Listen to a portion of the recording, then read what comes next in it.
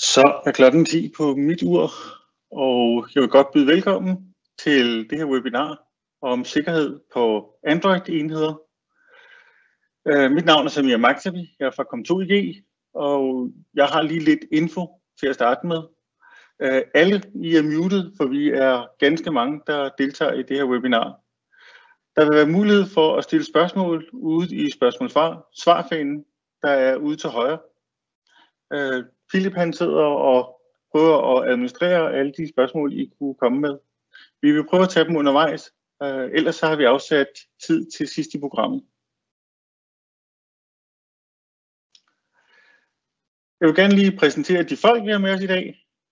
Der er naturligvis mig selv, sagde jeg. Så har jeg Emiliano og Michael med fra Android.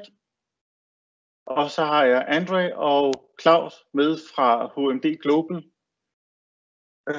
Og alle vil komme med deres indlæg her undervejs. Programmet for i dag ser således ud. Om lidt så lægger jeg ud med 20 råd til mobil sikkerhed. Så kommer Emiliano fra Android og fortæller om Androids tiltag inden for sikkerhed, om Android Enterprise, Play Protect, Work Profile og mere. Så går Andre fra HMD Global og fortæller om Nokia strategi, om Android One og deres modeller. Og så kommer Claus, også fra HMD Global, og fortæller om nogle referencesager.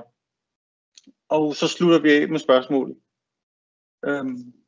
Og så skulle vi meget gerne prøve at overholde tidspunktet her kl. 12.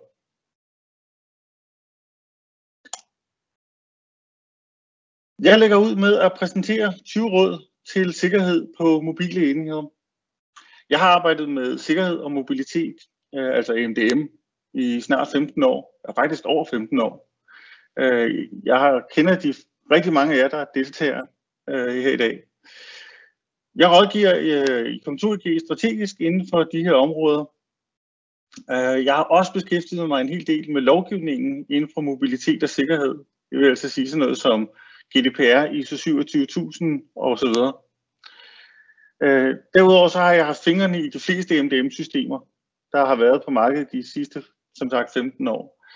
Og lige for god ordens skyld, så vælger jeg at samle de her begreber MDM, EMM og UEM under et i dag, og bare bruger fællesbetegnelsen MDM.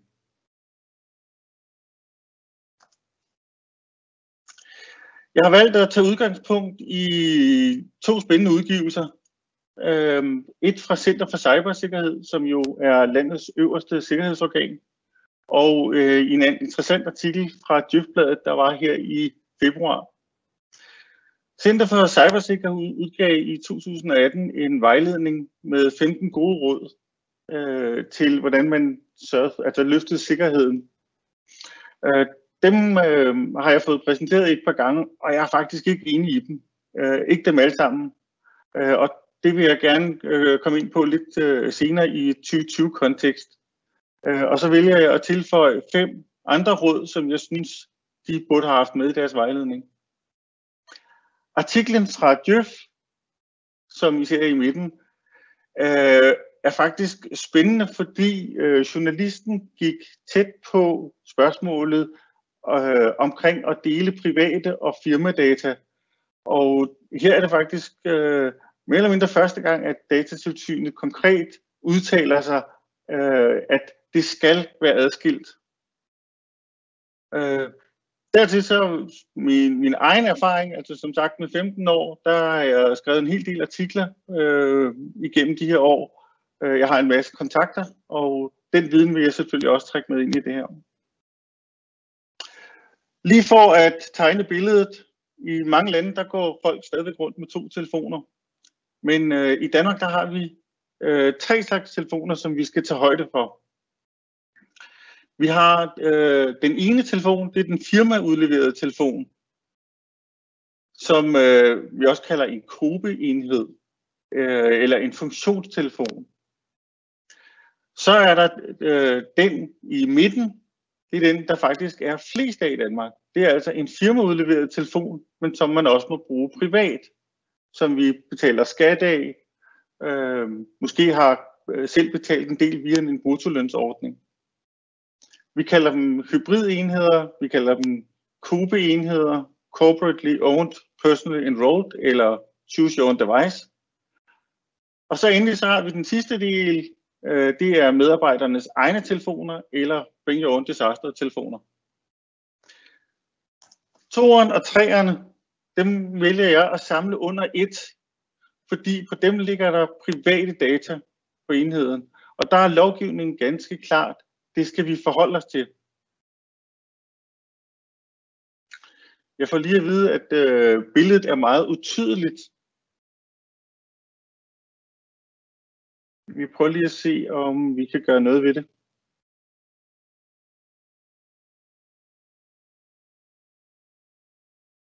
Der bliver arbejdet på det i baggrunden. Kan jeg se. Jeg håber, det er blevet lidt bedre nu. Jeg fortsætter her. Som sagt, der ligger private data på de her enheder, og dem skal vi forholde os til, især fordi der jo også, det ligger blandet sammen med firmadata. Jeg vil lige prøve at bare tage et billede af den mobile dagligdag. 40% af os læser vores e-mails fra vores mobiltelefoner. Og jeg skal skynde, at i den her coronatid, der er der altså væsentligt flere, der har læst mobilen, eller brugt mobilen til at læse de her informationer. Langt de fleste af os, vi får firmadata ned på vores smartphones, og det gør vi på den gamle måde, ved at vi selv installerer det, og derved så blander vi firma med private data.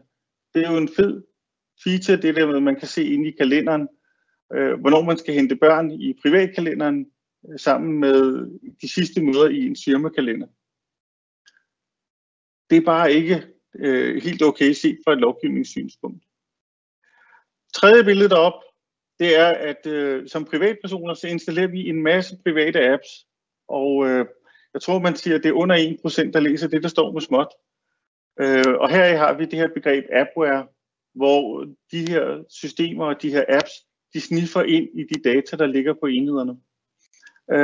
Jeg ved godt, man kan afvise det, men jeg er ret overbevist om, at langt de fleste, de skriver tillad til de her ting, fordi de sidder og tænker på, jamen det er jo mit private enhed, så ja, jeg vil godt bruge den til de her formål. Så er der jo det her med kameraet. Vi tager billeder som aldrig før, og flere og flere er faktisk også begyndt at bruge kameraet til OCR-scanning. Den nye Office-app er faktisk super fed med hensyn til at kunne scanne dokumenter og få det direkte ind i en Word for eksempel. Vi tager billeder af whiteboards, vi tager billeder i klasselokalet til møder, konferencer.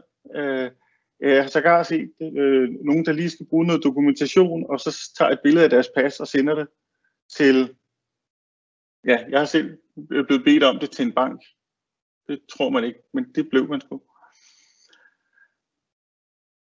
Så har vi rigtig mange, der på deres telefoner har tilknyttet deres egne private konti. Det kan være et Apple-ID, det kan være en Google-konto, det kan være en Dropbox, og rigtig mange vælger jo at sige ja til den her backup-funktion, der ligger i de her systemer. Men det vil altså sige, at de data, der ligger på enheden, nu ligger lige pludselig ude i en cloud-service et eller andet sted, højst sandsynligt uden for EU. Og der ligger nu også en masse firmadata. Og hvad gør vi nu med alle de ting, der ligger deroppe, når medarbejderne siger op? Det skal vi også kunne forholde os til.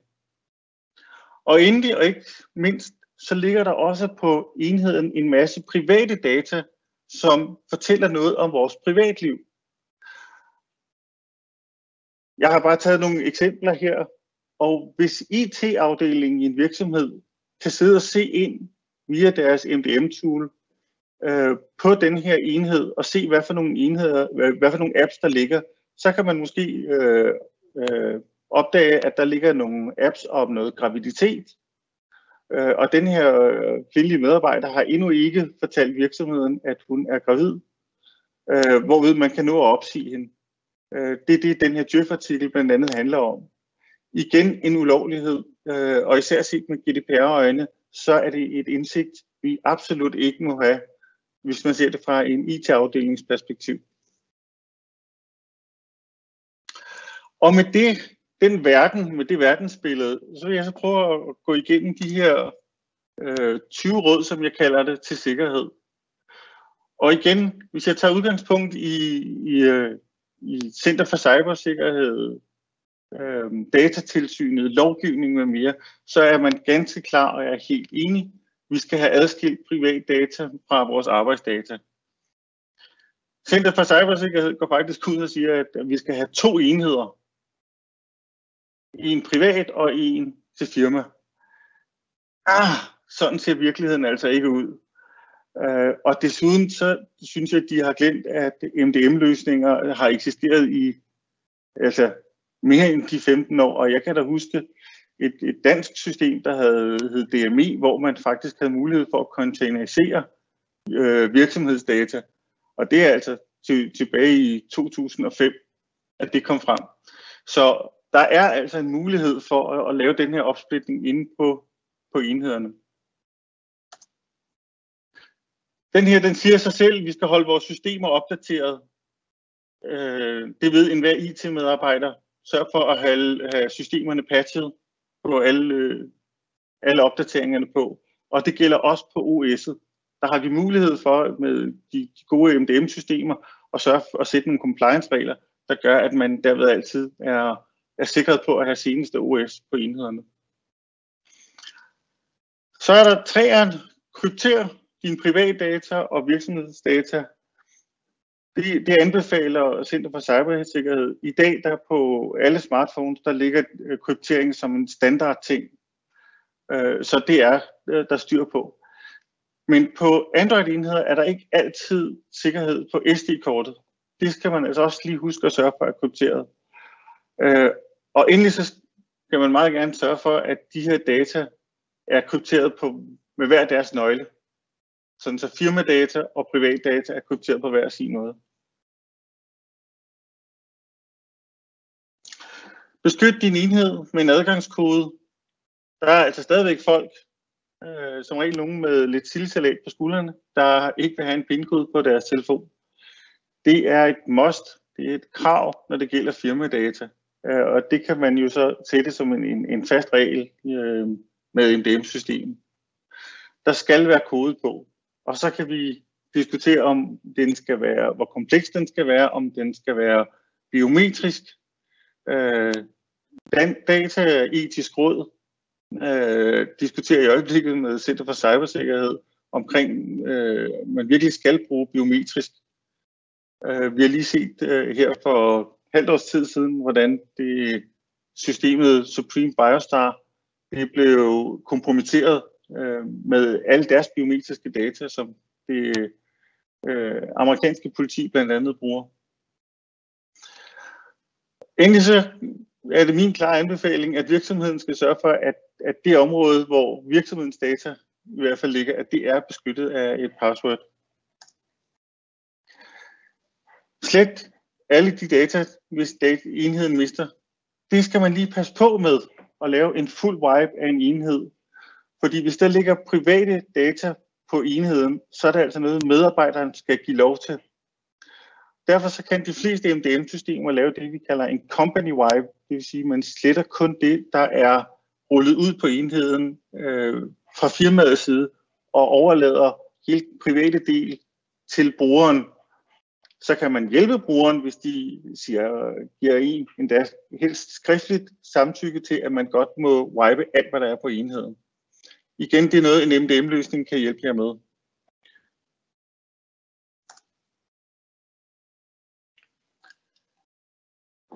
En datablokker er ikke noget, som Center for Cybersikkerhed har taget med, så den har jeg selv valgt at tage med i lyset af det, vi ser meget herinde for det sidste års tid. Nogle kender det som ninja-kabler eller UMG-kabler, hvor der altså, som I kan se på billedet her, ligger inde i et ganske almindeligt lightning-kabel til en iPhone for eksempel. at der ligger der en keylogger, altså et hackerværktøj gemt inde i enheden. Vi har også set sådan nogle opladningsstander, der kan bruges til at hacke. Der er masser af eksempler på, hvordan man hacker det. En datablocker, den forhindrer, at data går fra stikket og så ud til enheden. Man taler om nogle begreber, der hedder juice hacking, rubber duck angreb osv. for dem, der kunne have interesse i det. Her går Center for Cybersikkerhed ud og siger, at man skal tage en backup af alt data på enhederne. Og de anbefaler, at man bruger altså de her private tjenester, sådan noget som iCloud og Samsung Cloud. Der er jeg altså ikke enig, og det er lovgivningen faktisk heller ikke med dem. Og jeg har diskuteret med dem, at de har også trukket lidt i land her. Fordi de data ligger jo nu et sted, det vil være firmadata, der ligger et sted, som vi reelt ikke har styr på. Det er rigtigt, at at data selvfølgelig skal være krypteret, men det skal ikke være firmadata, der ligger ude i en Dropbox, i en privat OneDrive eller i en iCloud backup. Man kan få i dag apps, der gemmer, eller kamera-apps, så man ikke behøver at bruge native-appen.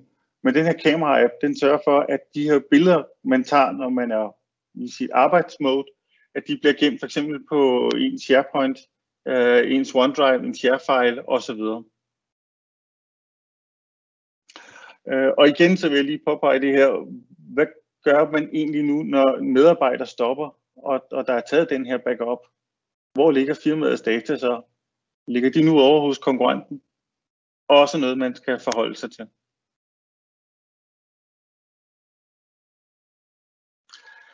Installer kun apps fra officielle tjenester. Jeg vil sige, det siger sig selv. Og det vi ser fra de to OS-leverandører, det er, at de lukker mere og mere ned for, at man kan sideloade og hente fra ikke Google, ikke Apple, ikke Microsoft App Store. Også det er noget, firmaet ved hjælp af et MDM-system kan gå ind og sikre imod. Oplær jeres medarbejdere i den usikkerhed, der er om altså ved at bruge gratis wifi. Altså det kan godt være, at wifi er gratis på et hotel ude i Kina, men hvem sidder og lytter med på det wifi?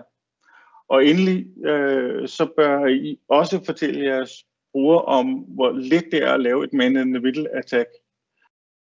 Og derved også, hvorfor at når man for eksempel har været på Molslinjen, Norwegian og brugt deres wifi, hvorfor man skal huske at slukke det.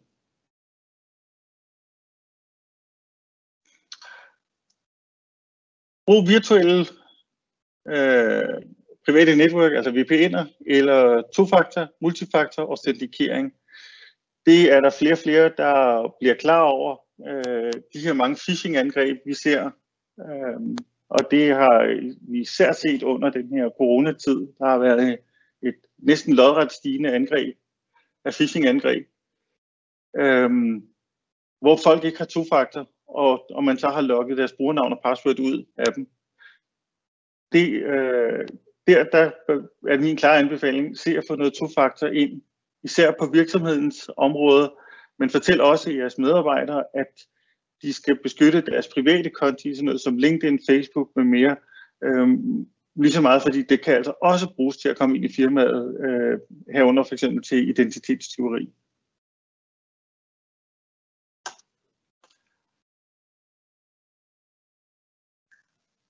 Der er rigtig mange af os, der godt kan lide den her ting, at der lige kommer nogle pop-ups på vores skærm, mens den ligger på skrivebordet, og vi kan se, at der ligger en besked fra den, eller fra konen, eller hvad det nu kan være.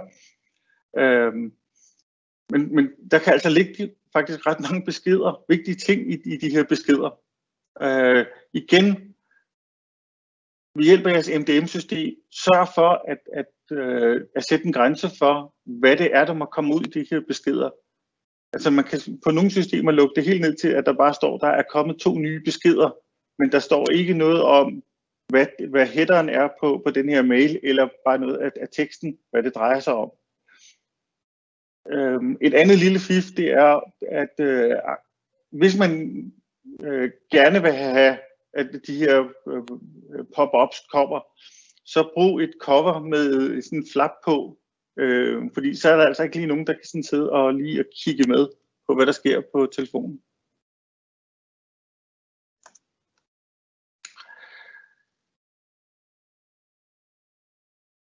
Når man taler om aflytning, der er jo masser af værktøjer til det. Her der er Center for Cybersikkerheds gode råd, og jeg er meget enig her, det er, at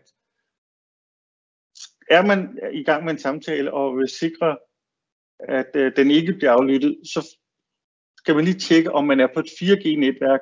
Det er mere sikkert end et 3G, et 2G-netværk. Og jeg ved, at Claus har forsket lidt i, om 5G'eren ikke er endda endnu mere sikker. Jeg kommer lige det næste punkt på. For her der er jeg så igen ikke enig med Center for Cybersikkerhed.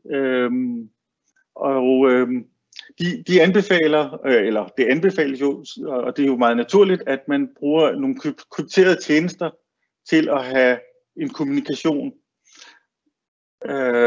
I deres, der går de så ud og siger, at man skal bruge iMessage, WhatsApp og så videre. Det tror jeg, at de har modificeret siden, fordi i februar i 2020, der melder EU-kommissionen ud, at man absolut ikke må bruge de her tjenester. For godt nok er det krypteret peer-to-peer kommunikation, men det er lukkede systemer, og det vil sige, at de er ejet af de her firmaer, og det vil sige, at vi reelt har vi ingen adgang ind i koden og kan se, om der er en bagdør i det her. EU-kommissionen var ude, som sagt, med den her anbefaling i 2020, og de anbefaler, at man bruger den tjeneste, der hedder Signal, som er en app, der fungerer faktisk på samme måde. Den er baseret på open source, som er støttet af den her gruppe af kendte krypteringsfolk, der hedder Signal Foundation.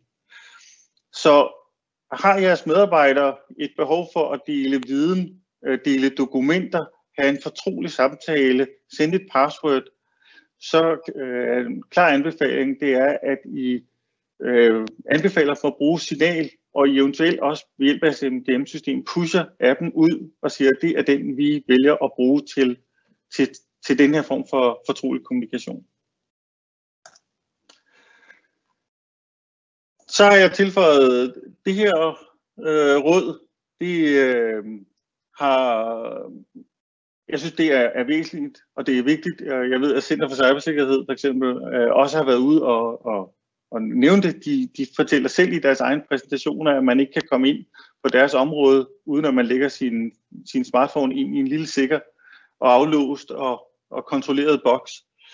Men hvis man sidder og interesserer sig lidt for hacking og for overvågning, så vil man kunne se, at smart TV'er og tablets, højtalere, der er rigtig meget, man har fundet ud af at hacke i dag. Så skal man faktisk have en fortrolig samtale, så skal man altså sørge for, at alle de her elektroniske enheder, de er lagt rigtig langt væk. Og det gælder også smartwatcher. Jeg tror, der er rigtig mange, der kan huske, at der var noget med Siri og Alexa og Google, der lyttede med her i efteråret. Og man har også fundet ud af, at der var sågar en legetøjsdukke, der gjorde det.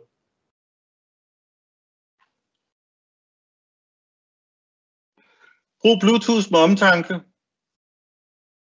Her er deres anbefalinger, at man slår Bluetooth helt fra. Det tror jeg ikke kommer til at ske.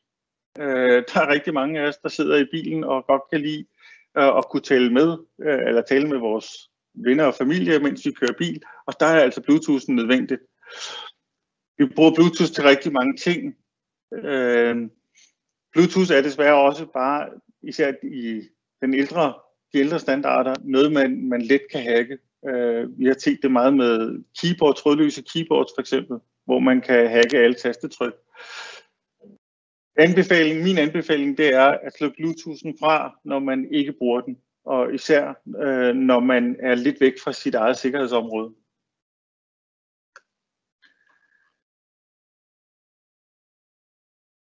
Igen har været lidt inde på det tidligere, det med at dele ting.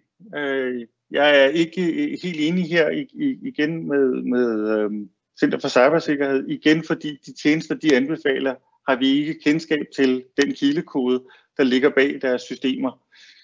Skal man dele noget, så er det faktisk muligt at dele fra mobiltelefonen via signal. Faktisk så findes signaler også til både Windows og Mac, hvis man virkelig vil over i virkelig at passe på sin udvikling af data.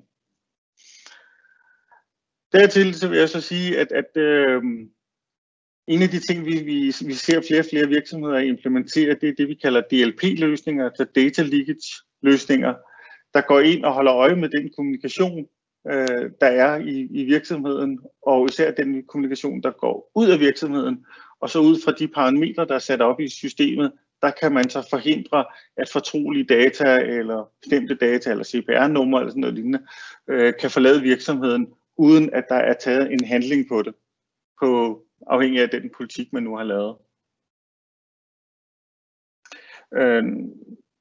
Yes.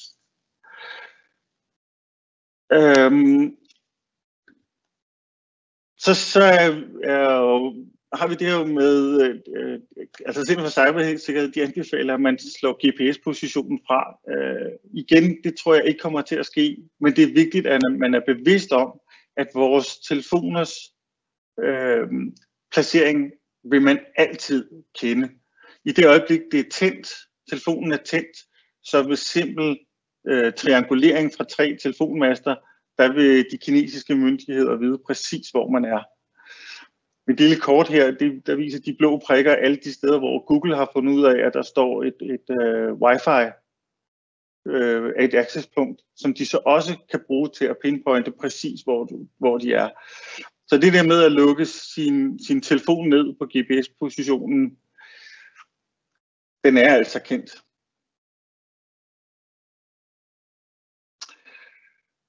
Skal medarbejderen uden for Danmark, så er jeg meget enig i, at der skal I tænke meget på at beskytte de firmadata. Der er mange eksempler på, at folk er blevet stoppet i paskontrollen i Kina, Israel, USA, og så er blevet bedt om at åbne deres telefon, hvorefter de myndighederne så med stor sandsynlighed har kopieret alle de data, der ligger på telefonen. Jeg ved, der er nogle store danske forskningsvirksomheder, der har haft nogle udfordringer med det, og jeg ved også, at der var en sag for nogle år siden, hvor nogle folketingsmedlemmer skulle ud af landet, og der gav IT-afdelingen dem nogle simple, klassiske telefoner, altså lidt i stil med en gammel Nokia 3310. Overveje lidt at definere en politik, når jeres medarbejdere tager på ferie i de her lande, fordi de kan lige pludselig stå i en penibel situation i paskontrollen, hvor familien er kommet igennem, og nu bliver de holdt tilbage og bedt om at åbne deres telefon. Det kan man altså også styre ved hjælp af sit MDM-system, og i hvert fald noget, virksomheden skal forholde sig til. Brug skærmfilter på enhederne. Jeg har tit siddet på Molslinjen, når jeg skal til vores kontor i Jylland, og kan faktisk sidde og kigge med på andre folks skærme, og endnu mere slemt så er det, når man sidder i flyet på vej til Aalborg eller til udlandet. Der sidder altid en, der lige sidder og arbejder, og der har jeg da kunne se med på rigtig mange ting. Jeg vil så sige, at coronasituationen har så lige løst det her. Vi rejser jo ikke så meget, men se at få lagt et skærmfilter ned, altså et privacy-filter på skærmene, også på de mobile enheder. Det findes derude. Så klar anbefaling, det er at få det med på jeres devices. Og endelig få en endpoint protection løsning ud på enhederne. Der er rigtig meget phishing, eksempelvis. Kan også være nogle gamle apps, folk har liggende. Men især phishing ser vi, at folk jo bruger telefonen, og vi så jo for eksempel i corona-perioden, der var der den her coronavirus.com, som var en hacket side, indtil at WHO overtog den. Vi har også set det med den danske side, uc.com. Går man ind på den, jamen i dag bliver man henvist til, at det her det er en hacket side. Men det kunne der være rigtig mange medarbejdere, der gør. vi har set de her LinkedIn-sager, hvor folk får en mail fra over LinkedIn Messenger. Du skal lige logge ind på dit OneDrive, og så se det her stillingsopslag, fordi der vil vi gerne headhunte. Og bum, så er de afleveret brugernavn og password. Igen, det er noget af de her endpoint-løsninger kan hjælpe jer med. Så for lige at summere det hele op, de her 5 vigtigste punkter. Ja, adskil privatdata, virksomhedsdata. Især hold styr på jeres firmadata. I skal også beskytte medarbejdernes privatliv. Det siger lovgivningen, det er GDPR, og det vil fagforeninger med her også komme efter jer for. Men pas på med at gøre jeres løsninger for rigide. Altså i værste fald kan man ende med, at medarbejderen siger, så vil jeg sgu ikke have den her telefon, og lade den ligge på bordet, og så får man ikke den fleksibilitet og den effektivitet. Eller også så finder de simpelthen bare andre huller til at komme omkring jeres rigide løsninger. Og endelig, brug en god MDM-løsning. Der er nogen, der er derude, der kan løse alt det her. De vil løse rigtig mange af udfordringerne, faktisk næsten dem alle sammen for jer. Og det er faktisk også et krav, at I skal fra lovgivningen, at I skal kunne administrere de enheder, der er i jeres organisationer. Det var en overordnet gennemgang omkring sikkerhed på enhederne. Der er flere råd end de her 20. Der er mange løsninger der er omkring det. Det er noget, vi i hvert fald meget gerne vil hjælpe jer med. Jeg har kun berørt det her lidt lidt i store træk. Tag gerne fat i os. Vi kommer gerne ud og rådgiver lidt mere om løsningerne og går lidt mere ned i dybden med det her. Hjælper jer med, hvad man kan. Og med det så vil jeg give ordet videre til Android, til Emiliano. Emiliano, are you there? Yes. Hi there. Cool. Your turn to take over. I'll take over then. Let me just share my screen. Can you guys see? Yeah. Awesome. Thank you, Samir. And hi, everyone. Good morning. My name is Emiliano, and I'm part of the Android Enterprise team over at Google based in London.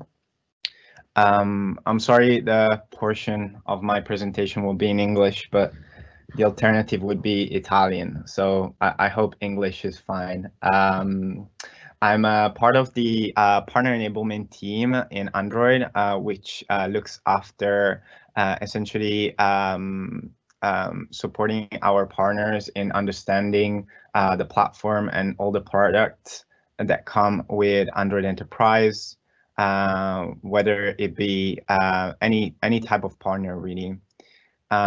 So today we're actually looking what makes Android secure, and most importantly, continuing on what Samir spoke about, really on the improvement that we have been investing on for security. So give you a bit more understanding how security works in Android. Now, I don't know, Samir, if there's question we need to answer already related to your presentation, or if people want to ask question and you can translate for me if they're they're meant for me. I can't really see that there's any question right now. There's one for a description of MDM solutions. We will have a webinar around MDM solutions later. Mm-hmm. I'll come back to that in the end of today's session. Okay, I will mention what is an MDM later as well. Cool. So I think where we want to start is kind of letting you understand what's our mission. Over at Android is to protect over 2 billion users. There's over 2.5 billion devices actually active every month. And our approach is called ASAP. ASAP strategy is Android security and privacy strategy. which is founded on three main pillars. The first one being layer security. So defense in depth approach. Security on Android is very much layered from the hardware to the OS to app security. All this layer works together, and in doing so, we work together with the ecosystem, making sure, you know, so this approach to security in layer is founded on again, hardware, software, and apps. The second pillar would be being transparent. We're transparent on everything we do. So transparency and openness is really the second pillar. Not only an open source operative system, but followed up with regular updates on what is happening in the ecosystem. So we have every month we have a security bulletin showing everything that has been patched in AOSP, everything that has been fixed, and this everyone can see this. We post a lot of blogs, a lot of papers around what it has been done in terms of security. This is then reflected on a quarterly report that is a sanity report that we post every quarter on security to show the status of the ecosystem, everything around security.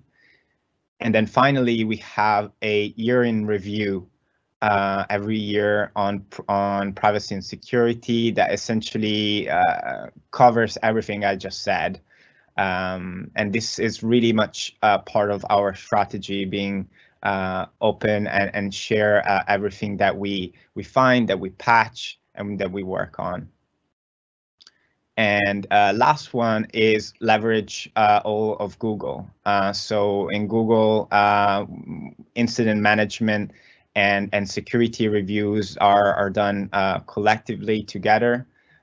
So we work really with other part of Google, with maybe safe browser team that we will see later, making sure that we leverage all the amazing expertise that we have overall across Google to be applied in Android.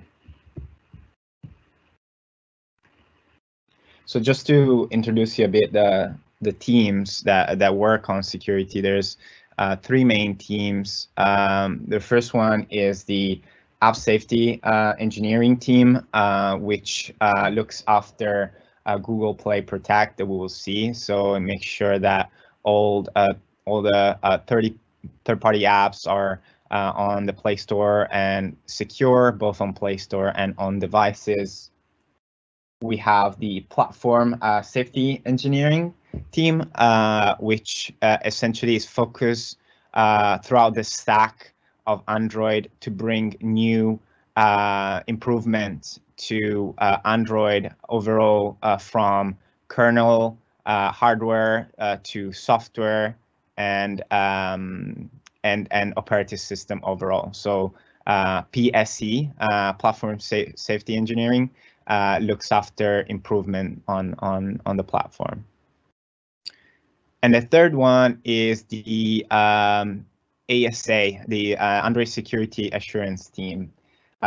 This team is really focused on working on all the patching, vulnerability management, testing, and really what they do, they don't only work for AOSP, which AOSP is the Android open source project, but they also work together with our partners, making sure all the security patches are distributed correctly.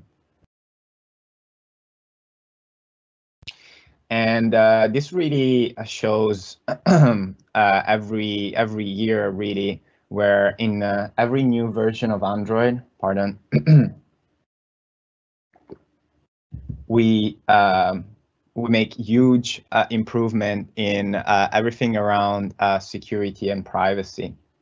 Latest version of Android 10, released October last year, included 50 new security and privacy features. One of these, I think it's quite interesting. It's Project Mainline, which will bring some of the OS modules updates through Play Store. Right now are things like time zone informations.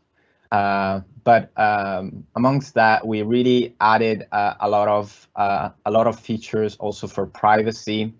Samir mentioned work profile. We'll talk about work profile. What we introduced in 10 is also the separation of input methods, so different keyboards for work and personal. But really, every year we are improving to a pace where we are leading in the market, becoming really the safest OS. And of course, it's not just us saying that.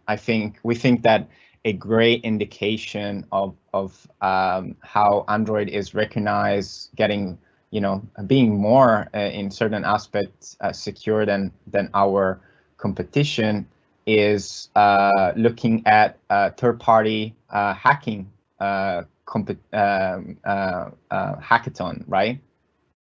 So these are data from Mobile Phone to Own, which is, I believe, the biggest hacking competition for mobile held in Tokyo, Japan, where we have been seeing in the past 4 years. I don't have, unfortunately, the 2019 data yet, but you can see how iPhone and Pixel rewards for a zero-day exploit are paid, right? And in the last Mobile Phone to Own, actually, no one was able to break through the Pixel, when actually, in comparison, iPhone was breakthrough twice within the time limits of the competition, and once more after the time expired. So it really shows the level of commitment that we put into AOSP, and making sure that Android is a secure platform from the hardware to the OS. And of course, this is also achieved by making sure that all our devices are up to date frequently. So patching of devices have been hugely improved. We have a few data here on the screen that really shows how much better Android patching has got, with over 1 billion device patch in 2018. We're awaiting 2019 data, of course, because of the current situation. Some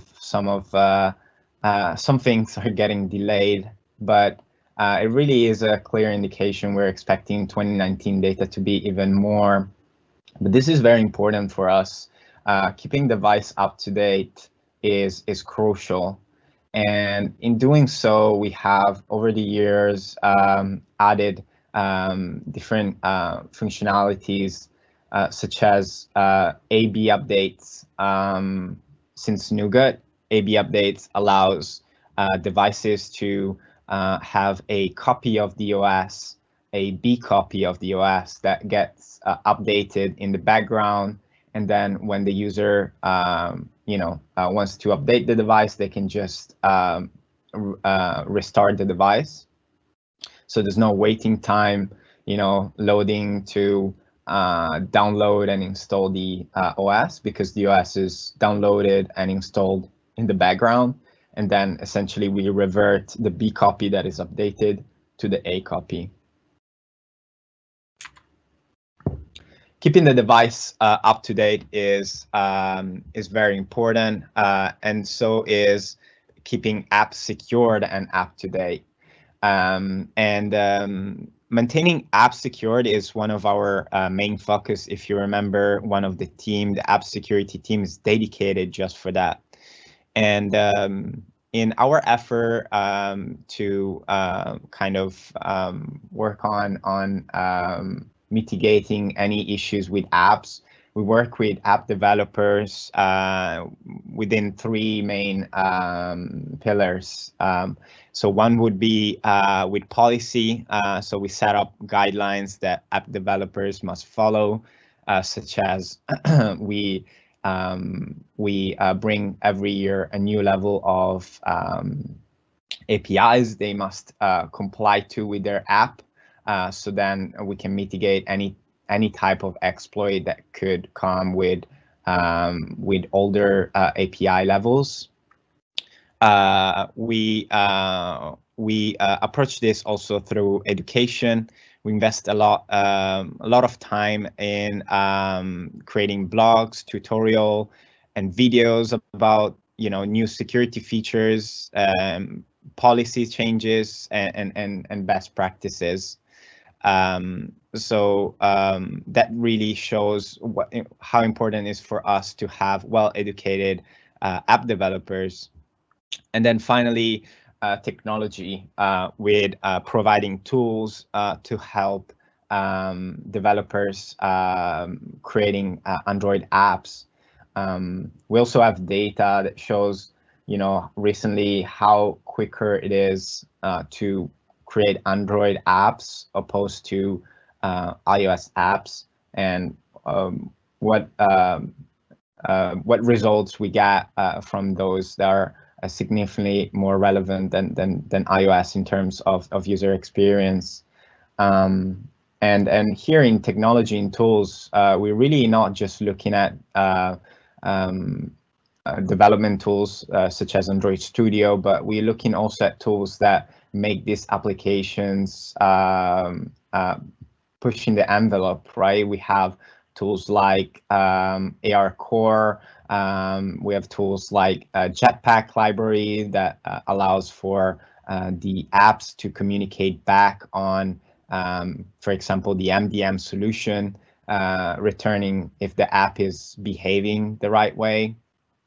And of course, integration with third-party solution like SAP or third-party that actually integrates with us. So for us, it's really important to nurture a healthy app development ecosystem, and to support developers, we actually have different things. So this Play App Security has been launched back in 2014, and essentially it helps developers whenever they try to upload a app on Google Play. What happens is we do a sanity check, and we go through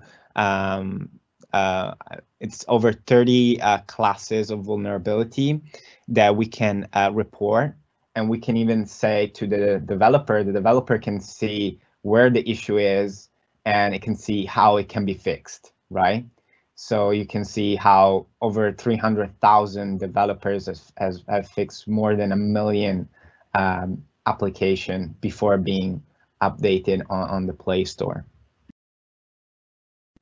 And updates is one of the topic that we have already touched. So how important are updates? So we are committed in making sure that all the apps are keeping up to date on the devices, being able to update themselves in the background while not using the device when it's charging on Wi-Fi.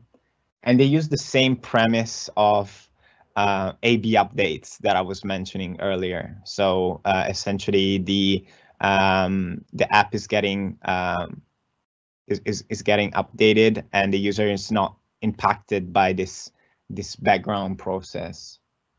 So keeping apps updated is very important, and for enterprises, this can be done automatically, as well as installing enterprise apps automatically. But for us at Android, a good malware protection should be built in the OS, right? If we look at Windows, they have Defender. If we look at Chrome, they have Safe Browsing. And in Android, we have Google Play Protect. I hope some of you are familiar with Google Play Protect. Google Play Protect has been launched back in 2017 and is essentially the world's biggest anti-malware solution. Why is that? That's because Google Play Protect runs on every GMS device. So it protects over 2 billion devices every day. And it has two main components.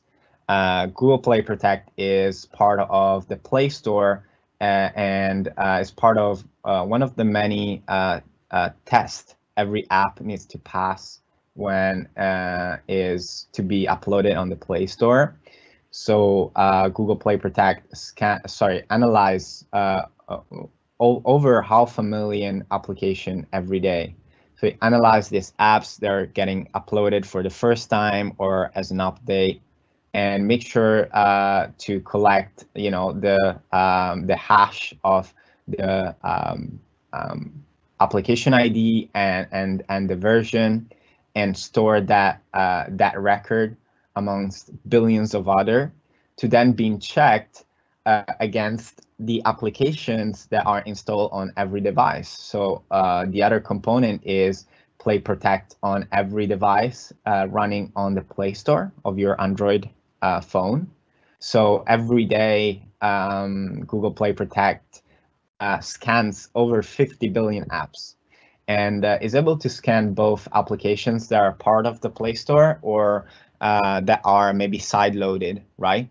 Even though if a device is managed, we can block side-loading apps, still Play Store can scan side-loaded apps and can remove application if they're defined as potentially harmful. And since the introduction of Play Protect, the install rates for PHA, which are potentially harmful apps, right? And that's how we identify malicious applications. We don't kind of categorize every malicious app as a malware, because a potentially harmful app could be also an app that is maybe not malicious, but it's just not acting as intended, and it's just not behaving correctly. So you can see how the rate has been dropping. Again, these are our data from 2018. We're gonna get 2019 soon, but you can see the rate going very down, and this is has been the trend all over in 2019 as well. So the chances of installing a potentially harmful app are getting slimmer and slimmer, to the point where hackers and people that want to steal data are moving away from trying to use malware, just because we've seen how much effort and how much hardening has been introduced in Android. That really is it's getting very complicated to use a malware to exploit or pursue any type of hacking, really, whether it be on the OS or on the apps. So the trend right now is really trying to move from malware to phishing, right? So trying to exploit the user more than the device itself. So how do we protect our user from phishing? Some of you might be familiar. What we have is called Google Safe Browsing. Google Safe Browsing is a part of Safety Net, which is a component of solutions that are meant to maintain the sanity of a device. Safe Browsing essentially is a collection of URLs that have been identified as being potential scam or phishing. And these APIs are actually used by a lot of third-party browsers as well. If you scan that QR code, it will take you to a fake phishing website that will show you how protection looks like. So you should receive one of these screens, and you probably have seen it before, right? So safe browsing is part of Chrome and is on Android devices, and really is there to mitigate these phishing attacks. But there's another type of threats, right, for enterprises and for user, which is user best practices. Believe it or not, I still see people, and when I say people, I say my parents, to be honest, not using a pin on the device, not securing the device with a lock screen, either a pin or biometrics. There's users that want to try to install their own application by side loading. So if you're providing devices to your employees and just pre-installing some apps, expecting them not to try install other apps, that it's probably unlikely. Users that the more tech savvy that try to root the device, to try to take control and change things on the device. So there's a lot of bad user practices that could compromise the results of introducing devices in your organization, right? We want to bring devices and mobilize our users to help with productivity and make life easier. But if there's no context in bringing these devices, this can really backfire, right, and become a liability. Luckily, Android Enterprise comes to the rescue. So what is Android Enterprise? Android Enterprise is essentially a set of functionalities that is part of Android OS and is enabled through an MDM/EMM solution to be activated and managed, right? So thanks to an EMM that allows you to manage your Android devices with Android Enterprise, you have access to 80+ management settings, which vary from enforcing a pin on the device, setting a minimum complexity for it, and how often needs to be changed, setting things like type of connectivity allowed, and so on. And another example is separating work and personal on BYOD devices, or actually company-owned devices as well. And what that does is essentially creating an OS level separation between personal and work, where actually apps run on different user domains. So they're very separated. Already Android, being based on a version of Linux called security enhanced Linux, has as a premise app isolation. So every application on Android runs in their own directory and is not aware of any other app running on the device. So what they can do is communicate through an intent, for example. So if they have a URL, they can present the URL and say, hey, you want to open this with a browser. But when you create a work profile, this is further separated. So you as a company, you can choose to kind of block the sharing intent between personal and work. So what is Android Enterprise? Again, as I mentioned, is a set of functionalities that cover management, app distribution, and security that are part of Android OS, right? So every Android device with GMS since Android 5 has been including some of the Android Enterprise functionalities. So every year we introduce new enterprise functionalities as part of Android OS, and that is Android Enterprise. As I mentioned, we need an EMM, we need an MDM to access the management of the device. I believe earlier there was a question around what is an MDM. So when we talk about MDM or EMM, they are the same thing. They are a management solution for mobile devices or also maybe IoT devices and so on. But essentially, MDM stands for mobile device management. EMM stands for enterprise mobility management. EMM is an evolution of the other acronym MDM. Right now, the standard in the industry is EMM. And the reason is simply because the focus of this management solution software has shifted. They were called MDM at the beginning because really the focus was more on asset management for this hardware, you know.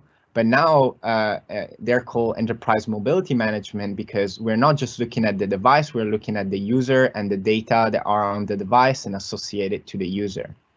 So in order to manage your Android devices with Android Enterprise, you need an EMM to activate these functionalities that are already part of Android, right? And how does that look like? Well, we can divide it in two main management categories, right? Android Enterprise allows for the first one being personally owned devices. Samir already touched on it. We're going to have a demo in a second. So personally owned devices that are owned by the employees, and the organization wants them to allow to bring them to work, right? What they can do is from their personal Android device, they can download from the Play Store the EMM app, right? So if you're using VMware or Mobile Iron or SOTI or Microsoft Intune, they will have an app on the Play Store that the employee can download. They will authenticate themselves with a work email and password. And then essentially Android OS will take over and create this work profile, right? Separating personal and work. The other macro category of management is company-owned devices. These company-owned devices are companies that are purchased by an organization, and they need to be prepared from the first startup or after a factory reset. And essentially, the company has full control over these devices. These devices can be prepared quickly. We'll see how, but then essentially prepared in either a business-only mode, so with only work apps, or as a single use with a kiosk, so lockdown to maybe do a few activities, and also with a work profile. So we can have that separation, personal and work, on a company-owned device. Now, up until 10, this has as a premise that the device is fully managed.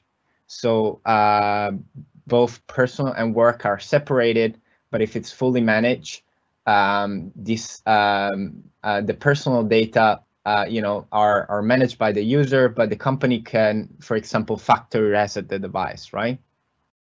So going forward in Android 11, we'll actually align more this with the original work profile, giving even more privacy to the user while maintaining manageability for the company. But just before we do a demo, I just want to reinforce the message around the work profile, right? Working from home using one device, our organization can allow us to, again, download the EMM app and enter our work email and password, register our personal device on the EMM platform, and so having on the device this work profile, right? And really, work profile is a peace of mind for both the user and the company. For the user, I know that whatever is on the work profile is managed by my company, but whatever I have on my personal profile cannot be seen, right? And whenever I want, I can disable the work profile. So I finish work, I disable the work profile, I don't get emails, I don't get app updates or anything like that. And if I wish to not have the work profile anymore, I can remove it myself from the device. And a peace of mind for the company, because they know that work data are really deeply separated on the device, they're secured, and at any time they can remove remotely the work profile, whether maybe the user leaves the company or the device is lost or stolen. I think Samir, you want to do a quick demo of work profile. Virksomhedsdelen er styret af firmaets MDM-system, og det her det er mit normale billede. Der er alle mine mange apps på den her. Hvis I sådan prøver at se herude, så har jeg en kamera-app med en lille hængelåsmappe på. Her har jeg mit normale kamera. Her har jeg nogle andre af mine firma-apps. Her har jeg mine kontakter. Her har jeg mine private kontakter. På en Android-enhed, når alle de der mange apps, man ellers gemmer væk, de ligger hernede jo. Jeg har sådan en pænt styr på mine. Men prøv at lægge mærke til det hernede i bunden. Det er min personlige. Den her del, den er kommet styret ved hjælp af MDM-systemet. Det er min arbejdsdel. Og derinde ligger de apps, som firmaet har rullet ud på mit device. Og ment, at det er dem, jeg skal have. De er alle sammen med en hængelås på. Så er der kommet et spørgsmål med hensyn til kontakter. Og der vil jeg lige vise, det her det er så min telefon, og det er så alle mine private kontakter, der ligger herinde i. Men jeg kan faktisk også godt søge ind i mine firmakontakter. Nu skulle jeg se, om jeg kunne stave til Emiliano. Det går ikke så godt lige. Jeg ved godt, hvordan det er, når man skal gå live demo. Men der har jeg faktisk mulighed for at hive mine private firmakontakter ud, og jeg vil også kunne se, hvem det er, der ringer på min telefon. Hvis det var det spørgsmålet gik på. Så det er sådan, som Android Work Profile virker. Hvis jeg så ønsker at holde fri, jamen så kan jeg faktisk gå ind og lukke min arbejdsprofil. Nu holder jeg fri. Det kan jeg også sætte MDM-systemet til. Og hvis I ser, så er alle de her arbejdsrelaterede apps, så er de faktisk skruet ud. Nu skal jeg ind, og så skal jeg aktivere det igen, og så skal jeg taste en kode ind. Det kan I ikke lige se der. Og kort efter, så vil alle mine ting være aktiveret igen.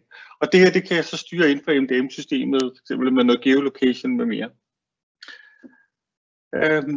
Yes, Emiliano, back to you. We've seen how a work profile is provisioned and prepared by, asking the user to download on their personal phone the EMM app.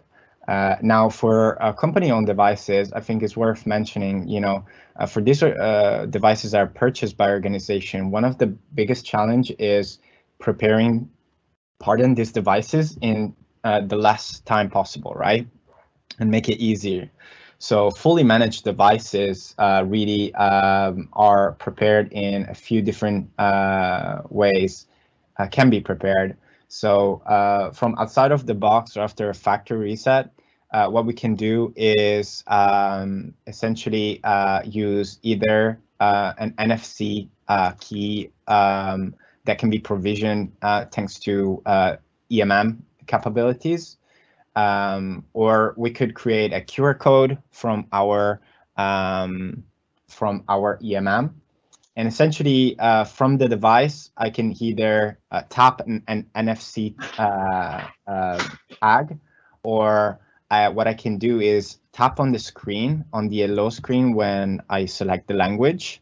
I can tap 6 times, and that will open a QR code reader.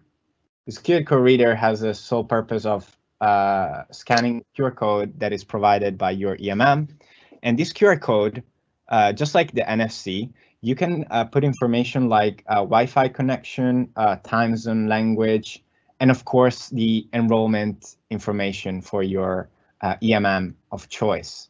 So then all the steps of preparation are skipped, such as, creating a Google account or accepting certain configurations that are for consumers, right?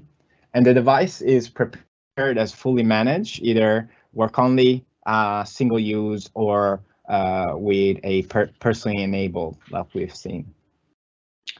We're also a method called DPC identifier, which essentially is during the setup. It's quite a legacy manual method. Instead of selecting a Google account at the first setup, we can input a token depending on your EMM, and this will start the device as fully managed.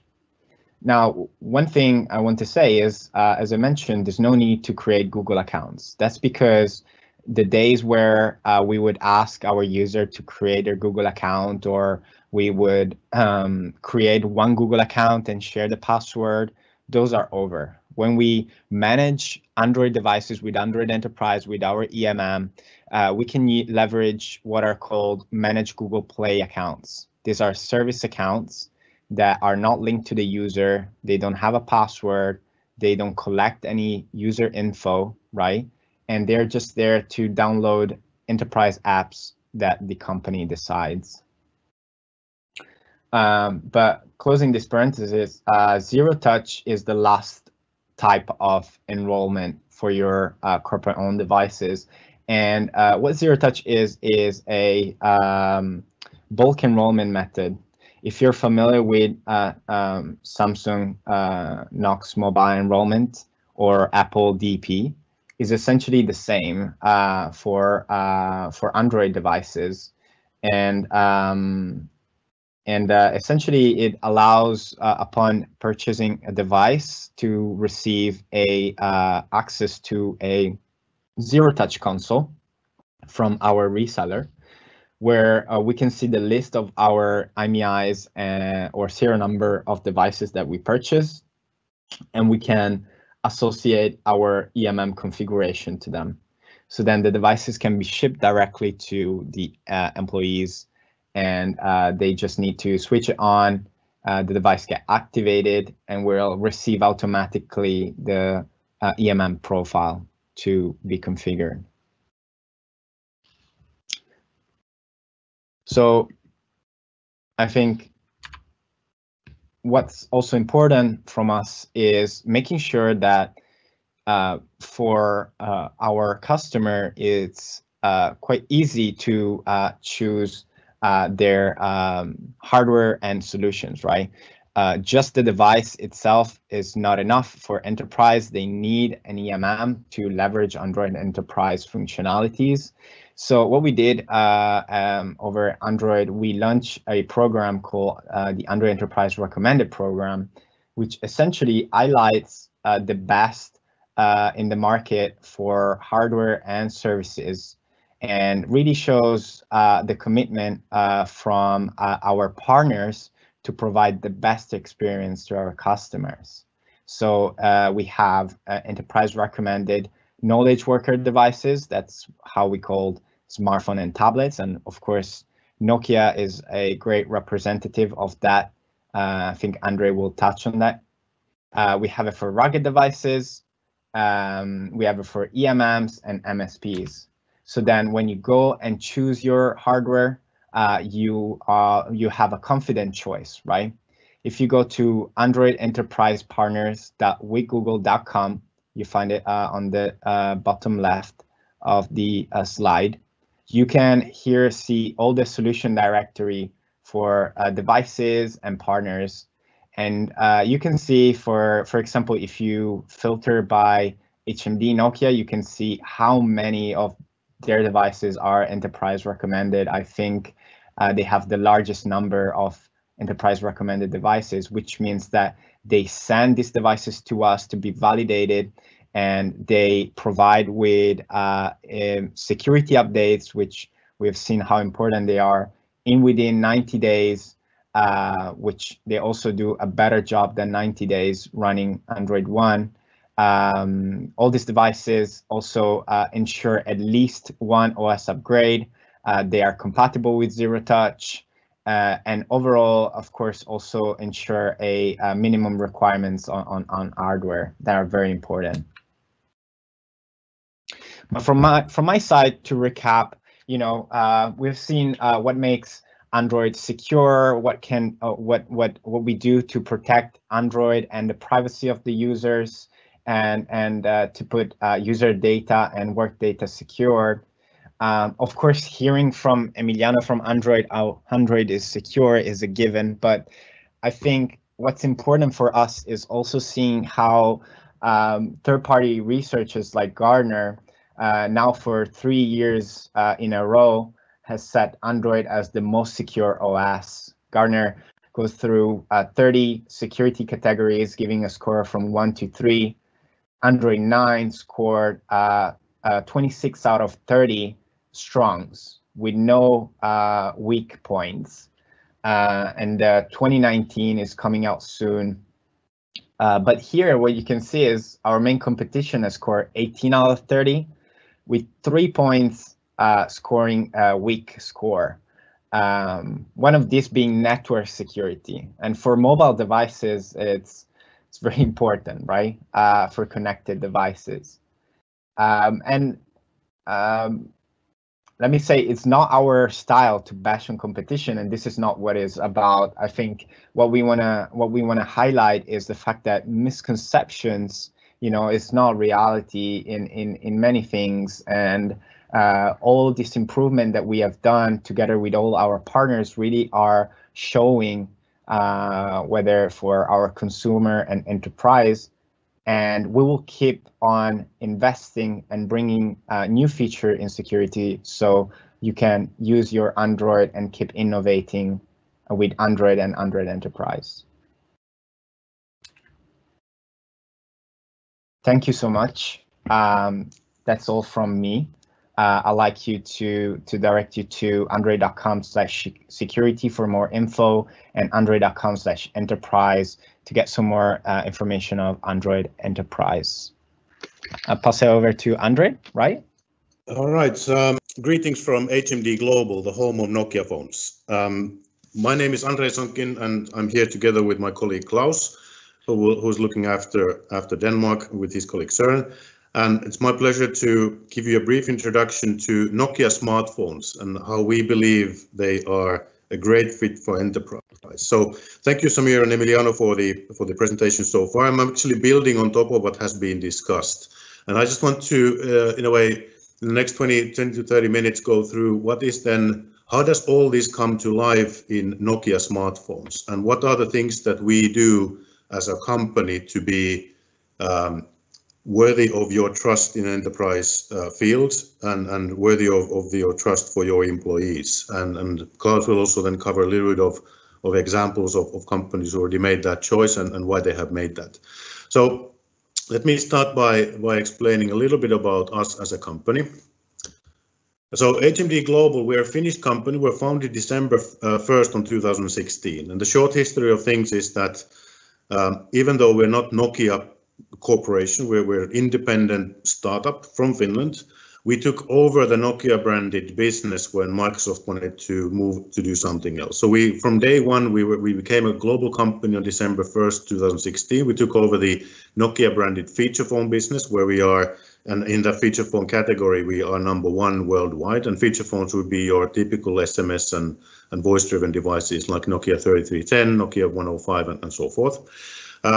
We're around 650 employees worldwide, and we don't want to do everything in-house. From day one, we took the approach to partner with the best in the industry to bring great solutions to the market. So we have partnered with Google, obviously, for consumer and for enterprise side. We work with world-leading manufacturing partners such as Foxconn, but we also partner with Qualcomm, with Zeiss, and a long list of others in order to bring the best we feel that there is out there to our devices. We have distribution partners in over 80 markets worldwide. We have seen devices being activated in close to 200 countries. So even if we are a startup and we want to act like one and sort of work like one, we are a worldwide company and a rather large company when it comes to this business already. So we are among the top 10 smartphone brands globally, and as mentioned, number one in feature phones. So if we move to the enterprise world, and we actually started this enterprise activity quite early alongside our consumer activity, simply because we started to get a lot of interest from the enterprises based on what we do.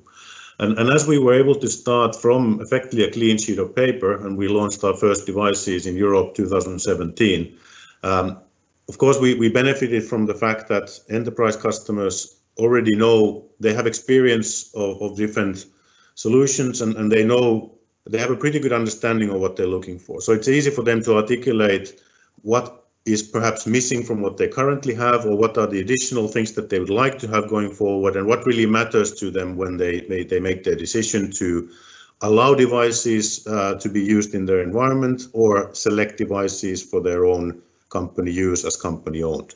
And these 5 areas here are highlighting the key things that have been coming up in our discussion. So CIOs tell us that they want to drive digitalization of their company. They want to move away from pen and paper, and that means that smartphones are a key tool to make that happen. And it's not just for a selected few, but it's actually across different user groups, which then translates into need of having a broad portfolio of devices to choose from.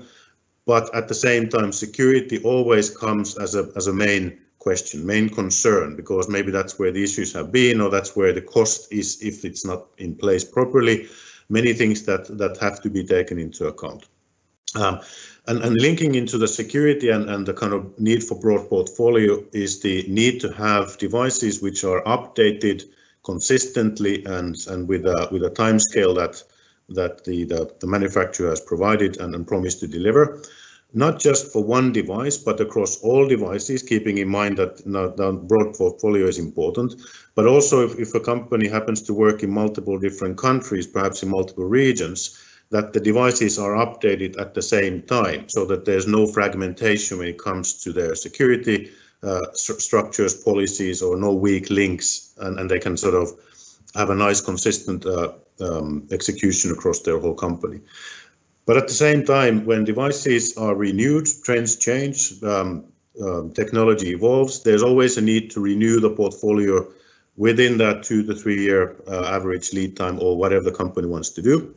And therefore having the continuity in the portfolio renewal as well, and to have the guarantee that the next device will also be supporting what they have had in the past has become as a key ask and key need.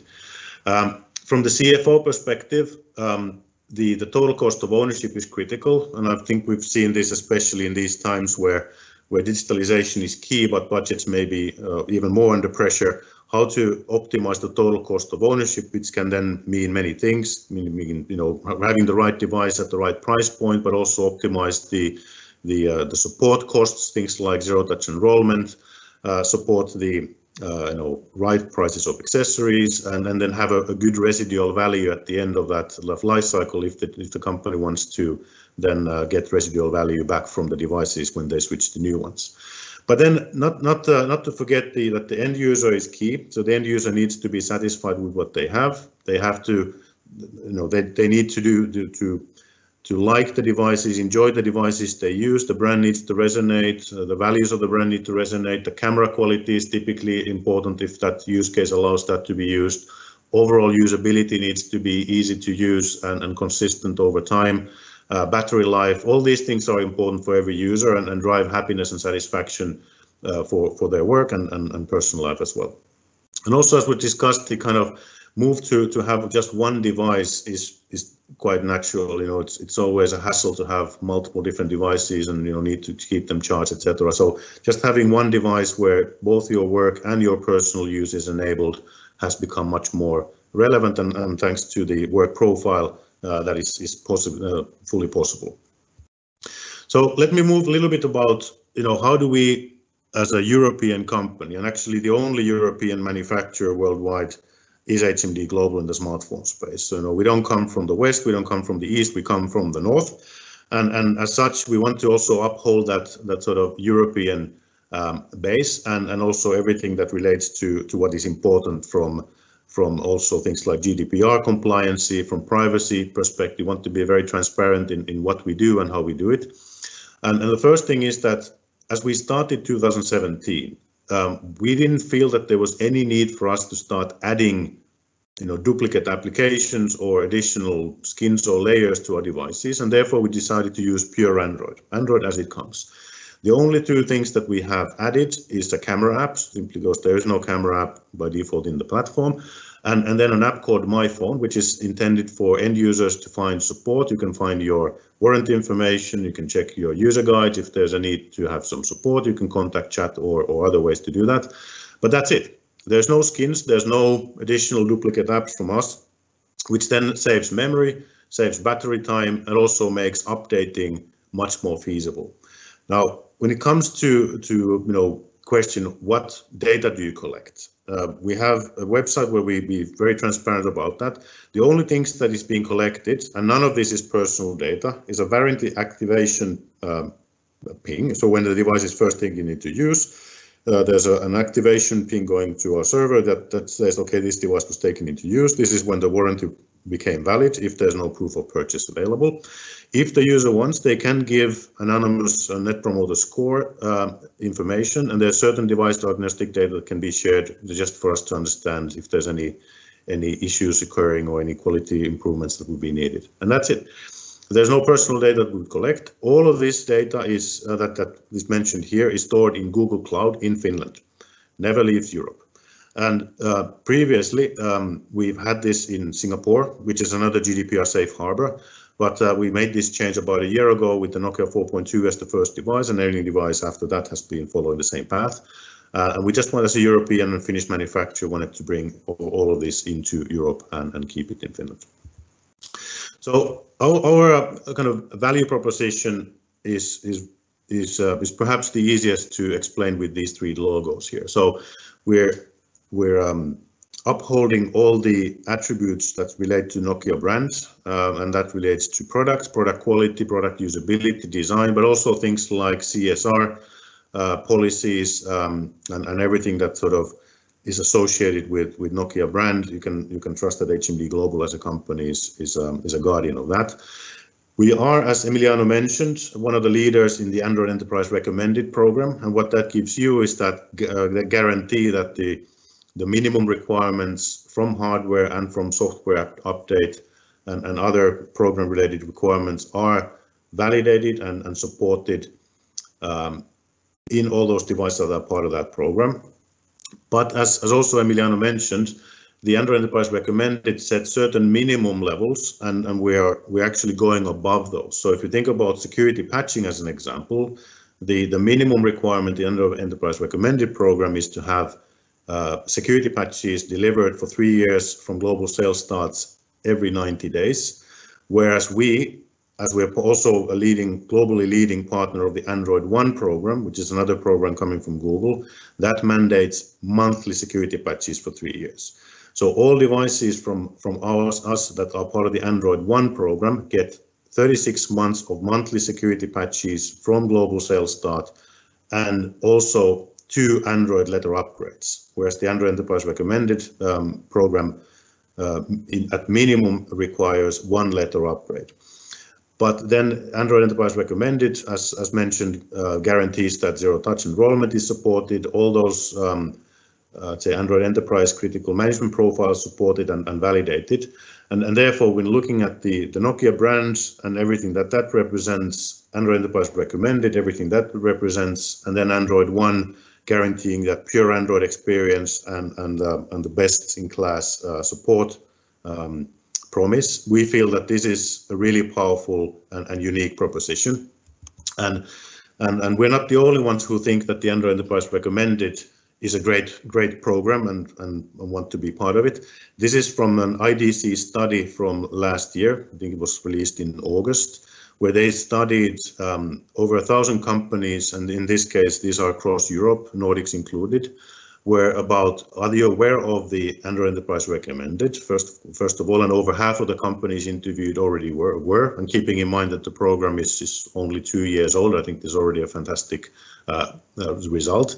But at the same time, those companies who said that Android Enterprise Recommended devices are in use in their organization, they said that roughly 1/3 or even over 1/3 of the devices in their use are part of the Android Enterprise Recommended program. But at the same time, they were forecasting that that number will increase by another 30% to almost 45% in the next 12 months, which to us sort of just signify that the program is delivering on its purpose. It's making selection of enterprise-grade Android devices easy, and those companies who have already experienced that are happy with what they have, and they want to increase that share. And we as HMD, with our Nokia portfolio, we're very happy to be part of this program, very proud of being one of the leading partners in this program, and we continue to do so going forward. Emiliano spoke already about this, but I just wanted to highlight that zero-touch enrollment is supported across all devices that we do. All smartphones from Nokia support zero-touch enrollment. And it is, as far as I know, still a voluntary feature for Android manufacturers to support, so not necessarily every manufacturer supports that. We've made a conscious decision to support that across all devices, whether they are part of Android Enterprise Recommended or not. Zero-touch is supported. So, coming to our devices, this is how we have structured our portfolio. So, there's a Nokia One series that starts from the Android Go edition, which is optimized for really affordable hardware and more perhaps in an emerging market scenario. But also here we have zero-touch enrollment supported. In Android Go edition, by default, the fully managed profile is supported, but not the others. But if there's a need to have a very affordable device that runs that fully managed profile with your chosen EMM and zero touch, this could be perfectly good for that purpose. But then when we move to Nokia 2 series and above, then we start to have everything in Android One, and that means that there's these 36 months of monthly security patches, to let Android letter upgrades guaranteed, and also the pure Android promise. And when we then move to devices which are also fulfilling the minimum hardware criteria for Android Enterprise Recommended, then all devices that we have launched that can be part of the Android Enterprise Recommended program, we have also submitted to that program. So to date, we have launched 17 devices that are part of that. The new devices that you can see here, Nokia 5.3, which is launching very soon, will also be part of that. We're working together with Google to get it part of the program. And also then we have the first 5G device, the Nokia 8.3 5G, launching during summer this year, which then also will be part of that program. So we're really happy to kind of ensure that there's this consistency over time, as well as across the portfolio that was mentioned in my earlier slides, to be very important from the decision-making perspective. Another thing that is perhaps different here than with many others is that all these devices run the same global software image. So the apps are the same, the interaction is the same. So that means that if you have multiple Nokia devices in your organization, you can support them with the same instructions, because there's no different from the UI perspective when it comes to these devices. And price point wise, I think the Nokia 2.3 starts from roughly 149 euros. Sorry, I'm using euros for our purposes here, and then going up. And when you start going up on the price points, you get better cameras, better quality screens, better let's say higher quality, let's say performance processors and so forth. But also when it comes to the user needs, we've heard that it's not important to have a super high-end camera in all use cases, but security matters. And therefore, we've seen that there are companies who have taken maybe the Nokia 2.3 or the 4.2, because it delivers exactly what they need for that particular use case. Whereas then those who need to have more power for the device, you have the Nokia 7.2, you have the 8.3 and so forth, that then give you that. But it's a free choice. You can optimize your total cost of ownership by choosing the device or devices that best fit your needs without having any concern on security. Klaus will talk more about the devices in a separate session, but I just want to highlight a little bit on that 5G, because this is now something which is up and coming, and I think there's a lot of user scenarios that will benefit from 5G. And I just wanted to highlight how are we different compared to the others who have already launched 5G before. So first one is that we're going to support all the 5G bands that are in use globally. So this is what we believe is the first truly global 5G device, which will work no matter where you go in the world. We have the latest Qualcomm chipset that supports also great power consumption.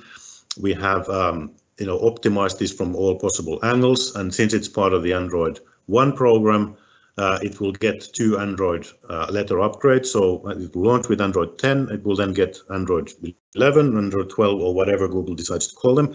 Those 2 letter upgrades are then guaranteed for this device. We're looking at how things have evolved. So there are 5G devices in the market today, but there are also evolution in the 5G networks, and they're moving from this so-called non-standalone to standalone. That means more data capabilities, more throughput.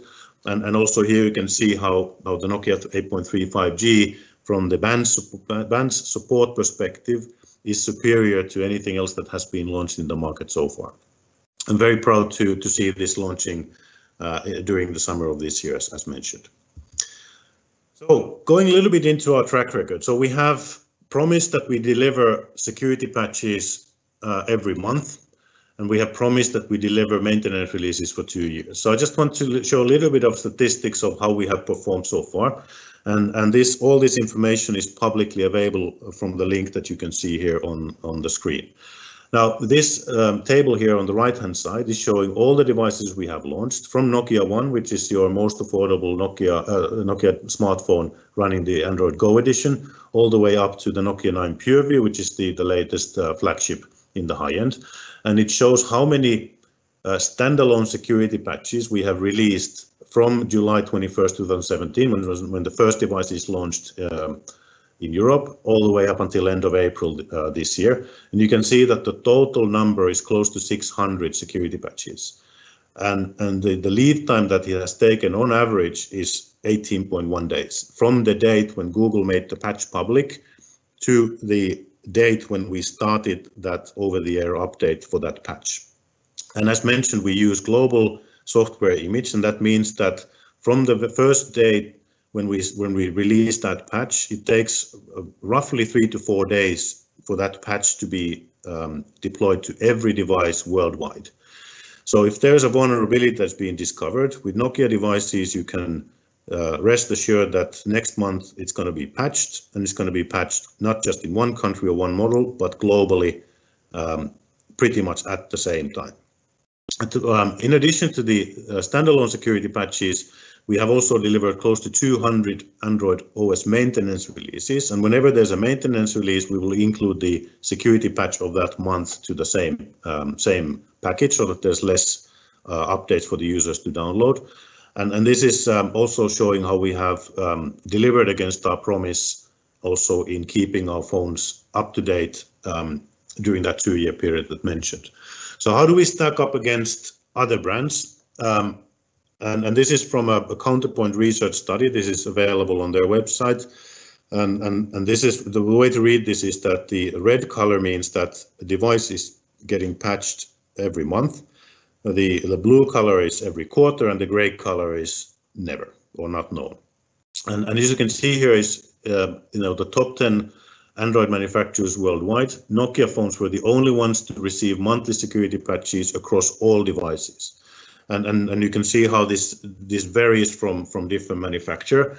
And again, the main point here is that we understand that there are different use cases that you have. You have high-end use cases for senior management and office use case, but you have also fleet use cases or others where it just doesn't make sense to have a very high-end device in use. And with us, we want to give you full power, full choice to choose the right device that you want from the Android Enterprise recommended Android One range, but still have confidence that you don't miss anything on security. On the contrary, it's better than most others. Looking at the Android OS upgrade performance, so we went from Android 8 to Android 9 in less than a year across the whole portfolio. So this I think the color called teal. This line here is our performance, and you can see from the same study how the other manufacturers were performing here. And again, that's their choice. That's completely okay. But we just want to show how we have kept our promise in keeping our phones upgraded, which then translates into all the new benefits that Android, Emiliano and team have been built into the Android platform. And as mentioned, the Android 10 upgrade brings over 50 new improvements from security perspective, but also there's battery improvements, there's usability improvements, all kinds of things that make the usability better and more secure.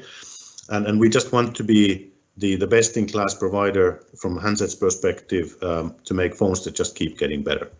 This is our performance from Android 9 to Android 10 to date. So we made a Android 10 roadmap public right after Android 10 was first announced. And we have been upgrading our devices ever since accordingly. So already now this list of devices here on the left-hand side is running Android 10 and therefore the latest when it comes to anything that Android can offer.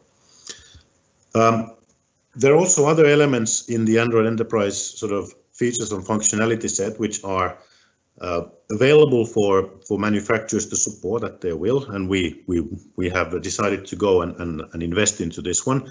So last summer, Google announced a new capability called OEM config, and OEM config is there to help to manage maybe device or manufacturer specific features through your EMM console that may not be supported natively by that EMM at the time when the device is launched. And we have launched now, and I believe we are the first and only Android Enterprise recommended knowledge worker device manufacturer with an OEM config app. We have it available for Nokia 7.2, the 4.2, and now when we're launching commercially Nokia 5.3, we will be adding an OEM config app for that as well. And you can see on the left-hand side the additional features that we have enabled you to manage, if you wish, through the OEM config app through your EMM console. So there are certain things which are unique to Nokia devices, such as the pure display feature functionality. You can turn that on or off by default. You have a chance to turn on or off location, set your preferred network mode, and certain other things, just to kind of give you more flexibility to set default configurations for devices if you so wish. These apps are available free of charge from Play Store, and if you install them to your device, they will become, these settings will then become visible in your EMM console. Talking about the total cost of ownership, there are also other elements that we have brought to the market in Europe specifically. The first one is called Nokia Phone Insurance. So there is always a risk, no matter what, that the phone gets stolen, or there's a liquid damage or something like that, and there's therefore a possibility to purchase an additional insurance with different timing options, different sort of support level options. We have this available from our website, but also if there's, let's say, other needs, then we can work through those. And then also we are about to launch an extended warranty offer, meaning that if you'd like to see a device being used longer than 2 years, then you can extend the warranty to 3 years in Europe, as an example. Then I'd like to hand over to Klaus to tell a little bit about, let's say, customer feedback in Denmark. Klaus, over to you. Ja, og den tager vi så på dansk. Mit navn er Claus Dahl, og jeg er en af de 2 medarbejdere, vi har i Danmark, så det er jo et rigtig lille startup. Vi udvider med 50% medarbejderstaben her til juli måned, men det betyder også, at vi er jo ikke så mange lokalt her, men vi har et rigtig stærkt team siddende i Finland til at hjælpe os, og Android, som sidder i Tyskland, er også klar til at hjælpe os, så det fungerer rigtig godt på den måde. Men det er klart, at det kræver, at vi arbejder sammen med de bedste forhandlere i Danmark, og det er også derfor, I ser det her event sammen med Kom2 i dag, som vi ser som helt klart en af de bedste partnere i Danmark. Siden vi startede op i det nye team her tilbage i oktober, der har vi haft rigtig mange dialoger med kunder i Danmark, både private virksomheder, men også mange offentlige virksomheder. Og mange af de dialoger, det er faktisk mundet ud i nogle rigtig gode cases, både på smartphones, men også på de gode gamle classic phone med 3310'eren som den vigtigste. Jeg vil bare gerne sige tak til, jeg kan se flere er på kald her, tak til de dialoger. Jeg håber, at vi kan få mange flere med i fremtiden. Jeg vil lige kort, jeg kan se at tiden den løber lidt kort, lige fortælle om 2 af de dialoger, vi har haft, plus give lidt indsigt i, hvad der sker i vores naboland Sverige omkring, kan man sige, udbud, offentlige udbud. Så hvis vi tager den første her, Fertin Pharma, det er en stor dansk virksomhed, der ligger i Vejle. Og Anders fra Fertin, han rakte ud til mig, jamen det var faktisk før jul, for at høre, hvad vi kunne gøre. Det, der var vigtigt for Anders, det var kan man sige, det skulle være en prisvenlig telefon, men funktionalitet og sikkerhed, det var essentielt for virksomheden. Vi valgte at gå i dybere dialog, og han går ind og anbefaler Nokia-telefonerne nu, hovedsageligt på grund af, kan man sige, hardware-kvaliteten, men især også på grund af de månedlige sikkerhedsopdateringer, OS-opdateringer, og at den kan køre Zero Touch på telefonen. Og alt det får han til en rigtig skarp pris, som I også oplever ved jeres forhandler. Next, Android.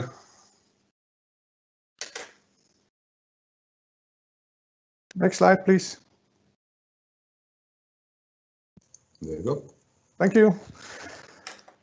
Det andet det er, at vi har haft dialog med en del kommuner. Der er rigtig mange, vi gerne vil i dialog med nu, og det kommer vi til at arbejde på det næste stykke tid. Men en af de dialoger, vi har haft, der har været rigtig gode, det har været med Kim fra Gentofte af. Og han anbefaler simpelthen Nokia nu, og det er tilbage til, hvad er det, der er vigtigt for ham, når han anbefaler dem. Igen, kvalitet på produktet i forhold til prispunktet. Android One, at man kan sikre, at telefonen performer godt i hele produktets levetid. At han kan køre Zero Touch, er rigtig vigtigt på den. Og så selvfølgelig det her med datasikkerheden, at han kan være sikker på, at den lille bitte smule data, der gemmes, at det holdes her i Skandinavien. Så det har været essentielt for Kim i forhold til Gentofte Kommune. Når vi kigger på, hvad der sker i de andre lande rundt om os, maybe you can take the next slide, please. Så har vi set nu, at vores naboregion Skåne, de har lige haft et udbud, eller har et udbud ude nu. Og det er ret spændende at følge med i, hvad der sker der. Som I lige ser på sliden nu her, så direkte, og det har jeg ikke set før, men direkte i udbuddet skriver de, at de ikke ønsker at arbejde sammen med kinesiske producenter.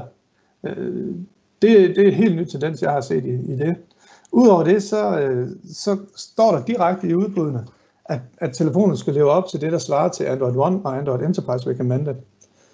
Det skal altid leveres med det nyeste operativsystem, og at der skal være en minimum antal af blotware på hardwaren. Og alt det er jo noget, vi er rigtig glade for at se, for det er lige netop det, vi går op i forhold til at tilbyde attraktive terminaler til erhvervsmarkedet. Men vi ser også, at kan man sige, den her månedlige sikkerhedsopdatering, at det er noget, man prioriterer rigtig højt hos regionen. Og det er vi selvfølgelig også rigtig positivt for at se. Så vi håber selvfølgelig, at nogle af de her ting, de smitter ind i Danmark. Jeg ved, at rigtig mange af kommunerne og offentlige institutioner i Danmark, og også almindelige virksomheder, de tager det her rigtig vigtigt. Men vi ser det bare, at det er som om, det går et step op nu i beslutningskæden også. Så jeg vil lige fra min side slutte af med at sige, at jeg håber rigtig meget på, at vi kan have nogle dybere dialoger omkring det her. Vi kommer rigtig gerne rundt i hele det danske land og tager de her dialoger. Vi har telefoner, I kan få lov at teste det her på, så det må I endelig række ud til os direkte eller igennem Kom2IG. Next slide, please.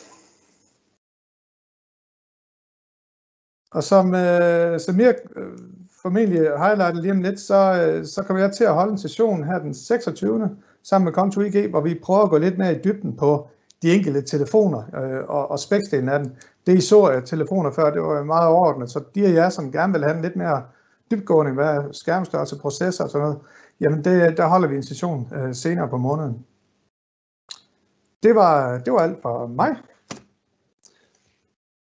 Så Samir, over to you.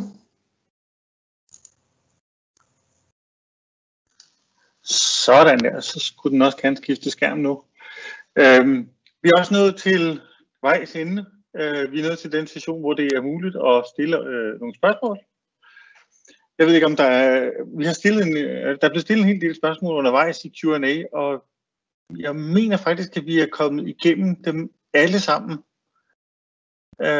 Mange af spørgsmålene har blandt andet været på work profile, om der er den her adskillelse imellem det, og jeg kan sige, der er et spørgsmål omkring telefonien, om kontakterne også kommer ud i privatdelen, om man kan søge på dem ude i telefonrøret, som der bliver spurgt om. Og ja, det kan man.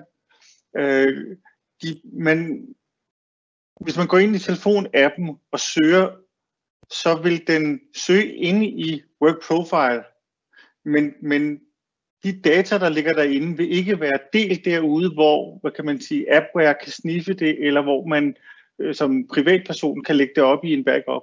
Det vil stadigvæk ligge beskyttet inde i work profile. Jeg håber, det var et svar der.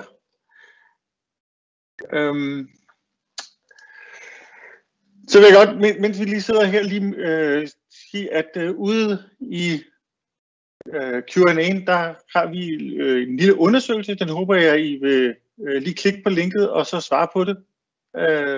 Bare så vi ved, om vi kan gøre noget bedre. Og ja, som Claus var lidt inde på, så sidder lige og trækker tiden her, for at se, om der er nogen, der sidder ved at skrive nogle spørgsmål. Vi holder nogle flere webinarer i den kommende tid. I kan se det inde på kom2ig/arrangementer. Vi kan holde det her hvor vi går tættere på Nokia. Vi går faktisk også ind og har et større webinar sammen med Samsung om ikke så lang tid, og lidt andre løsninger. Men det kan I se mere om derinde. Jeg ser lige her, om der er kommet flere spørgsmål. Nej, det ser ikke sådan ud. Så tror jeg vil slutte af med det her slide og sige tak for webinaret, og tak til Google, og tak til HD Global, til Nokia, for at have været med, og tak fordi I har lyttet med. Vi kommer til at dele nogle af de her ting med jer. Hvis I vil læse lidt mere, så har Kom2 en blog, I kan læse med på, og de ting, jeg har lavet omkring de her 20 råd, dem vil I kunne se inde på, er der en stavefejl, min mening på min egen blog. Det skal I selvfølgelig også være velkommen til at kigge derind. Ellers så ræk ud til os, kontakt os, så tager vi en dybere dialog omkring det her. Måske et møde, hvor vi gennemgår nogle af alle de her ting lidt mere ned i forhold til jeres specifikke forhold i jeres organisation. Og der er ikke kommet flere spørgsmål. Jamen så med det her, så vil jeg sige tak for denne gang. Jeg håber, at I har lært en masse. Der er kommet et spørgsmål mere ind, Samir. Er der kommet et? Kan du give nogle eksempler på MDM-værktøjer og deres styrker/svagheder? Ja, altså jeg har som sagt været igennem de fleste MDM-værktøjer, og en generel ting, jeg vil sige, det er, der er nogle værktøjer, som er produceret i nogle andre lande. Jeg har lige set et indisk værktøj, og i Indien, de er kendt for masseovervågning. Så det produkt faldt meget hurtigt til jorden, i det, at man som IT-administrator havde stort set adgang til alt private indsigt, endda alt for meget. Det er en af de forhold. Et andet forhold, jeg også ser, det er, mange af de her MDM-løsninger, de går ud og siger, at de understøtter Android, de understøtter iOS osv. Og det er ikke helt rigtigt. Altså understøtte er ikke det samme så, at man optager alle API'er, som for eksempel Google har stillet til rådighed. Og især omkring sådan noget som håndtering af backups, privat backups og adskillelsen mellem firma og privat data, der ser jeg altså nogle løsninger, der kun har inkorporeret nogle af de her funktioner, og ikke alle funktioner. Og så er det jo meget fint, når man får dem præsenteret, så bliver der selvfølgelig highlightet det, man kan, men ikke de udladelser, som MDM-løsningerne har kunnet. Så det vil jeg sige, det er nogle af de andre ting. Så kan man også sige, at man kan skele til Gartner. Jeg vil så også sige, at der er nogle løsninger, som har valgt at træde ud af Gartner, fordi det simpelthen er for dyrt at være med i de undersøgelser. Endelig så vil jeg så slutligt sige, de forskellige løsninger, der findes, hvad skal man sige, som jeg ligesom kan sætte mit kryds ved og sige, de er gode, og de er tilpasset EU-krav og danske forhold og GDPR og alt det her.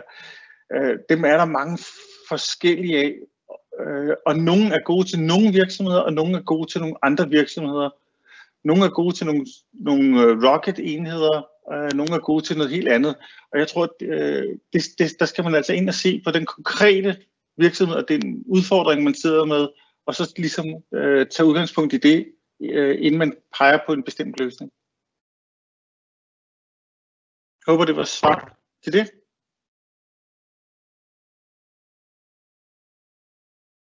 Så jeg lige ruller ned her. Nej, det ser ikke ud til, at der er kommet flere. Jamen, så tror jeg, det er tid til at sige tak for i dag. Og stay safe, og have en fortsat god dag derude. Thank you, everyone. Thank you.